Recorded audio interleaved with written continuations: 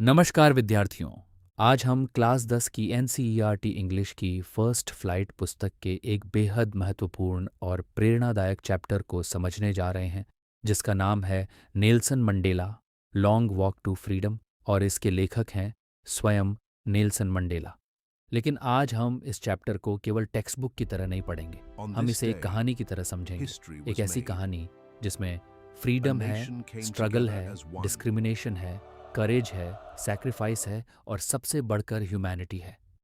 कल्पना कीजिए एक ऐसे देश की जहां किसी इंसान की पहचान उसके गुणों या उसकी मेहनत से नहीं, बल्कि उसके स्किन कलर से तय की जाती हो। एक ऐसा देश जहां ब्लैक लोगों को अपने ही देश में समान अधिकार प्राप्त न हो, जहां उन्हें बेसिक फ्रीडम से वंचित रखा जाए और केवल उनके रंग के कारण उनके साथ भेदभाव किया जाए। ये था साउथ अफ्रीका का अपार्टेड का दौर। अपार्थाइड एक ऐसी रेशियल डिस्क्रिमिनेशन सिस्टम थी जिसमें लोगों को उनकी I can't रेस believe और this day skin is colour के finally आधार here. पर अलग किया जाता था। वाइट माइनॉरिटी के पास अधिक पॉलिटिकल पावर और प्रिविलेजेस थे, जबकि ब्लैक मेजॉरिटी को बराबरी के अधिकार नहीं मिलते थे। ये डिस्क्रिमिनेशन केवल लोगों की सोच तक सीमित नहीं था, बल्कि कानूनों के माध्यम से भी लागू किया गया था। लेकिन इस कहानी का नायक नेल्सन मंडेला हमेशा से महान नेता नहीं थे। बचपन में मंडेला भी एक सामान्य बच्चे की तरह थे। उनके लिए फ्रीडम का अर्थ था अपनी इच्छा से खेलना, खुले मैदानों में घूमना, नदी के पास जाना और अपनी पसंद का जीवन जीना। उस समय उन्हें यह एहसास नहीं था कि उनके देश के लाखों लोगों के पास इतनी बेसिक फ्रीडम भी नहीं थी। लेकिन जैसे जैसे मंडेला बड़े हुए, उनकी सोच बदलने लगी। उन्होंने अपने आसपास डिस्क्रिमिनेशन और इनजस्टिस को करीब से देखा। उन्होंने महसूस किया कि ब्लैक लोगों को केवल उनके स्किन कलर के कारण पीछे रखा जा रहा है। उन्हें समान अपॉर्चुनिटीज़ नहीं मिलती थी, उनके राइट्स सीमित थे और उनका जीवन कई रिस्ट्रिक्शंस से घिरा हुआ था। तब मंडेला को समझ में आया कि जो फ्रीडम उन्हें बचपन में सामान्य लगती थी, वह उनके लाखों देशवासियों को प्राप्त ही नहीं थी। यही रियलाइजेशन उनके जीवन का टर्निंग पॉइंट बना। अब उनके लिए फ्रीडम का अर्थ केवल अपनी इच्छा से जीना नहीं था। उन्होंने समझा कि अगर उनके आसपास के लोग स्वतंत्र नहीं हैं, तो उनकी अपनी फ्रीडम भी अधूरी है। अगर एक इंसान को केवल उसके कलर के कारण दबाया जाता है, तो पूरा समाज वास्तव में फ्री नहीं हो सकता। इसी सोच ने मंडेला को फ्रीडम स्ट्रगल की ओर आगे बढ़ाया। उन्होंने अफ्रीकन नेशनल कांग्रेस यानी एएनसी के साथ मिलकर अपार्थाइड के खिलाफ आवाज़ उठाई। उन्होंने अपने लोगों के राइट्स और इक्वालिटी के लिए संघर्ष किया। लेकिन यह संघर्ष आसान नहीं था। जो लोग अपार्थाइड के खिलाफ आवाज़ उठाते थे, उन्हें सरकार की ओर से कठोर कार्रवाई का सामना करना पड़ता था। उन्हें गिरफ्तार किया जा सकता था, जेल भेजा जा सकता था और उनके परिवारों को भी परेशानियों का सामना करना पड़ सकता था। मंडेला जानते थे कि उनके संघर्ष का रास्ता बहुत कठिन है, फिर भी उन्होंने पीछे हटना स्वीकार नहीं किया। उनका उद्देश्य किसी एक रेस को दूसरी रेस से रिप्लेस करना नहीं था। उनका उद्देश्य था एक ऐसा साउथ अफ्रीका जहां ब्लैक और वाइट दोनों समान अधिकारों के साथ रह सकें। यहीं से मंडेला के कैरेक्टर की सबसे महत्वपूर्ण क्वालिटी सामने आती है, करेज। मंडेला ने समझा कि करेज का मतलब ये नहीं है कि इंसान को डर ही नहीं लगता। करेज का असली अर्थ है डर होने के बावजूद सही काम करने के लिए आगे बढ़ना। एक बहादुर इंसान वह नहीं है जिसे कभी डर नहीं लगता, बल्कि बहादुर वह है जो अपने डर को अपने उद्देश्य से बड़ा नहीं बनने देता। मंडेला को भी डर लगता था, लेकिन उन्होंने अपने डर को अपनी लड़ाई के रास्ते में आने नहीं दिया। आखिरकार मंडेला को गिरफ्तार कर लिया गया और उन्हें जेल भेज दिया गया। उनकी पर्सनल फ्रीडम उनसे छीन ली गई और फिर शुरू हुआ उनके जीवन का सबसे कठिन दौर। नेल्सन मंडेला ने लगभग 27 वर्ष इम्प्रिजनमेंट में बिताए। 27 वर्ष, सोचिए, एक इंसान के जीवन में 27 वर्ष कितने लंबे होते हैं। जब दूसरे लोग अपने परिवारों के साथ जीवन जी रहे थे, तब मंडेला जेल की दीवारों के पीछे थे। जब उनके बच्चे बड़े हो रहे थे, तब वह उनसे दूर थे। जब दुनिया बदल रही थी, तब वह अपनी फ्रीडम के लिए संघर्ष कर रहे थे। लेकिन जेल मंडेला के शरीर को कैद कर सकी, उनकी सोच को नहीं। उनकी फिजिकल फ्रीडम छीन ली गई थी, लेकिन उनकी स्पिरिट को कोई कैद नहीं कर सका। जेल की कठिन परिस्थितियों के बावजूद मंडेला ने अपना ड्रीम नहीं छोड़ा। उन्होंने होप को अपने अंदर जीवित रखा। उन्हें विश्वास था कि एक दिन साउथ अफ्रीका बदलेगा। एक दिन ब्लैक एंड वाइट लोग समान अधिकारों के साथ रहेंगे। एक दिन अपार्थाइड समाप्त होगा और एक दिन उनका देश ट्रूली फ्री होगा। मंडेला के स्ट्रगल का सबसे बड़ा सैक्रिफाइस उनके पर्सनल लाइफ में दिखाई देता है। हर इंसान की अपने फैमिली के प्रति कुछ रिस्पॉन्सिबिलिटीज होती हैं। एक व्यक्ति अपने माता पिता, पत्नी और बच्चों के प्रति जिम्मेदार होता है। लेकिन मंडेला के सामने एक दूसरी बड़ी रिस्पॉन्सिबिलिटी भी थी। वह थी अपने देश और अपने लोगों के प्रति रिस्पॉन्सिबिलिटी। मंडेला कहते हैं कि एक व्यक्ति की दो बड़ी ऑब्लिगेशंस होती हैं, एक अपने फैमिली के प्रति और दूसरी अपने कंट्री और पीपल के प्रति। सामान्य परिस्थितियों में एक व्यक्ति इन दोनों रिस्पॉन्सिबिलिटीज को निभा सकता है, लेकिन अपार्थाइड के समय मंडेला जैसे व्यक्ति के लिए यह बहुत मुश्किल था। अगर वह अपने फैमिली के साथ शांतिपूर्ण जीवन जीते तो वह अपने लोगों के राइट्स के स्ट्रगल से दूर हो जाते, और अगर वह अपने लोगों की फ्रीडम के In लिए the heart संघर्ष of करते defiance, तो a उनके फैमिली peaceful मेंबर्स nation को सफरिंग rose. झेलनी पड़ती। They marched for मंडेला ने dignity अपने personal and the right happiness to और be कंफर्ट का free. सैक्रिफाइस किया। Their legacy उन्होंने still अपने फैमिली echoes से दूरी today. सहन की, लेकिन उन्होंने अपने लोगों की फ्रीडम का सपना नहीं छोड़ा। यही सैक्रिफाइस उन्हें एक महान लीडर बनाता है। मंडेला के लिए फ्रीडम का अर्थ भी बेहद गहरा था।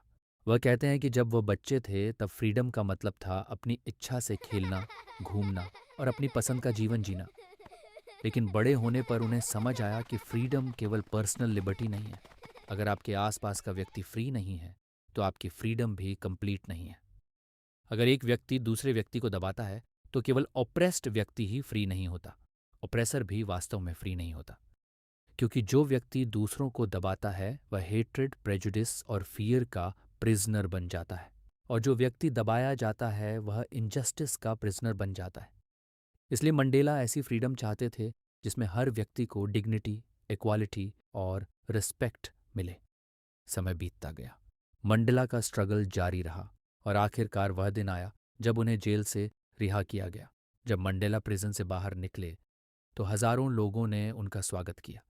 यह केवल एक व्यक्ति की रिलीज नहीं थी, ये एक नए साउथ अफ्रीका की शुरुआत का सिंबल थी। लेकिन मंडेला जेल से रिवेंज लेने के लिए बाहर नहीं आए थे। वह बदला लेने के बजाय रिकॉन्सिलिएशन और यूनिटी चाहते थे। उनका सपना था कि ब्लैक और वाइट लोग एक दूसरे को एनिमीज की तरह नहीं बल्कि फेलो सिटीजन्स की तरह देखें। वह चाहते थे कि साउथ अफ्रीका हेटेड से नहीं बल्कि इक्वालिटी और डेमोक्रेसी से आगे बढ़े। और फिर आया 10 मई 1994, साउथ अफ्रीका के इतिहास का एक एक्स्ट्रॉर्डनरी डे। प्रिटोरिया के यूनियन बिल्डिंग्स में एक हिस्टोरिक इनॉग्रेशन सेरेमनी आयोजित की गई। दुनिया भर की नज़रें साउथ अफ्रीका पर थीं, क्योंकि उस दिन नेल्सन मंडेला साउथ अफ्रीका के पहले ब्लैक प्रेसिडेंट के रूप में शपथ लेने जा रहे थे। जिस व्यक्ति ने अपने जीवन के 27 वर्ष जेल में बिताए थे, वही व्यक्ति अब अपने देश का प्रेसिडेंट बनने जा रहा था। जब मंडेला ने प्रेसिडेंट के रूप में ओथ लिया तो ये केवल उनकी पर्सनल विक्ट्री नहीं थी, ये उन लाखों लोगों की विक्ट्री थी जिन्होंने वर्षों तक अपार्थाइड के खिलाफ संघर्ष किया था। ये उन फ्रीडम फाइटर्स की विक्ट्री थी जिन्होंने अपने राइट्स के लिए सैक्रिफाइस किया था, और ये उन लोगों की भी विक्ट्री थी जिन्होंने इस स्ट्रगल में अपनी जान तक दे दी थी। मंडेला उस हिस्टोरिक मोमेंट में अकेले नहीं खड़े थे। उनके पीछे एक पूरी जनरेशन का स्ट्रगल था। उनके पीछे उन लोगों की मेमोरीज थीं जिन्होंने फ्रीडम के लिए अपना जीवन समर्पित कर दिया था।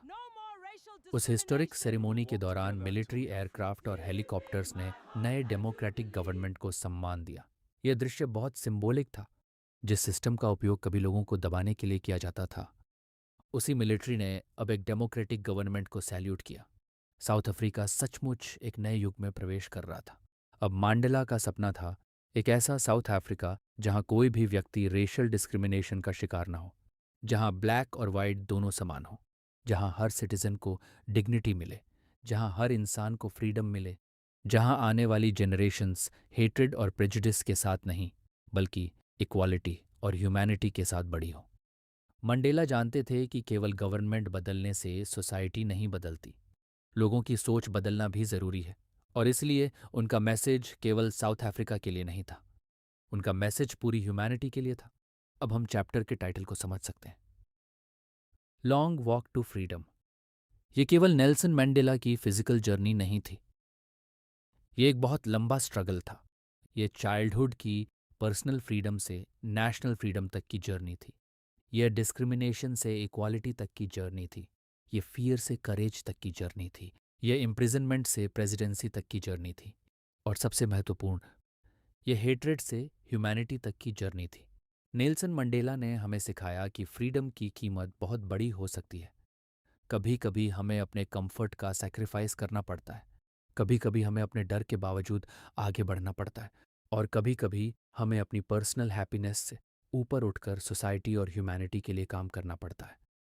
इस चैप्टर की सबसे बड़ी लर्निंग है, करेज का मतलब फियर का एब्सेंस नहीं है। करेज का मतलब है फियर के बावजूद सही काम करना। और फ्रीडम का मतलब केवल अपने लिए आज़ाद होना नहीं है। असली फ्रीडम तब है जब हम दूसरों की फ्रीडम, इक्वालिटी और डिग्निटी का भी सम्मान करें। अब एग्ज़ाम पॉइंट ऑफ व्यू से इस चैप्टर को एक बार जल्दी रिवाइज कर लेते हैं। चैप्टर का नाम है Nelson Mandela, long walk to freedom. इसके लेखक हैं नेल्सन मंडेला। हिस्टोरिक इनॉग्रेशन हुआ था 10 मई 1994 को। स्थान था Pretoria, south Africa. Nelson Mandela बने साउथ अफ्रीका के फर्स्ट ब्लैक प्रेसिडेंट। चैप्टर का बैकग्राउंड है एपार्थाइड और रेशियल डिस्क्रिमिनेशन। मंडेला के अनुसार करेज का अर्थ है फियर पर विजय पाना। वह दो ऑब्लिगेशंस की बात करते हैं, एक फैमिली के प्रति और दूसरी कंट्री तथा पीपल के प्रति। चैप्टर के मुख्य थीम्स हैं फ्रीडम, इक्वालिटी, करेज, सैक्रिफाइस, डेमोक्रेसी और ह्यूमैनिटी। तो विद्यार्थियों, एक बार फिर मंडेला की पूरी जर्नी को याद कीजिए। एक बच्चा जो फ्रीडम को केवल अपनी छोटी सी दुनिया तक समझता था, फिर वही बच्चा बड़ा होता है, अपने देश में इनजस्टिस देखता है, अपने लोगों का दर्द समझता है और अपनी पर्सनल फ्रीडम को पीछे छोड़कर पूरे देश की फ्रीडम के लिए संघर्ष करता है। 27 साल जेल में बिताता है, लेकिन अपने ड्रीम को नहीं छोड़ता। और आखिरकार वही व्यक्ति साउथ अफ्रीका का प्रेसिडेंट बनकर इतिहास रचता है। यही है Nelson Mandela's long walk to freedom. और इस पूरी कहानी की सबसे पावरफुल लर्निंग यही है, the road to freedom may be long, but courage and determination can take us to our destination. तो दोस्तों, अगर आपको यह एक्सप्लेनेशन पसंद आया हो और आपको ये चैप्टर समझने में हेल्पफुल लगा हो, तो हमारे चैनल को लाइक ज़रूर करें, सब्सक्राइब ज़रूर करें और इस वीडियो को अपने उन दोस्तों के साथ शेयर करें जो क्लास 10 इंग्लिश की तैयारी कर रहे हैं। आपका एक लाइक, एक सब्सक्राइब और एक शेयर हमें ऐसे ही आसान, इंटरेस्टिंग और एग्ज़ाम ओरिएंटेड एजुकेशनल वीडियोस बनाने के लिए मोटिवेट करता है। सीखते रहिए, आगे बढ़ते रहिए और अपने दोस्तों के साथ नॉलेज भी शेयर करते रहिए।